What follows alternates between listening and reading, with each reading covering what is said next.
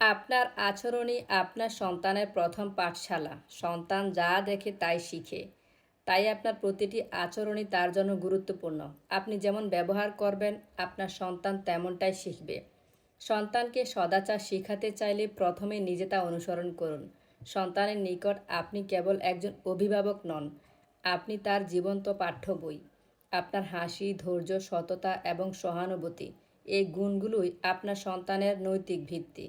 আপনি রেগে গেলে সন্তান শিখে কিভাবে রাগ করতে হয়। আপনি শান্ত থাকলে সে শিখে কিভাবে সংযমী হতে হয়। আপনার প্রতিদিনের ছোট ছোট আচরণগুলোই আপনার সন্তানের ভবিষ্যৎ গড়ার ভিত্তি হয়ে থাকে। বই শেখায় অক্ষর জ্ঞান, আর মা বাবার আচরণ শেখায় শিষ্টাচার, ভদ্রতা এবং মানবতা।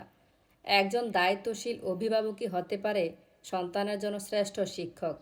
সন্তানকে সঠিক পথে চালাতে চাইলে আগে আপনাকে সেই পথে হাঁটতে হবে।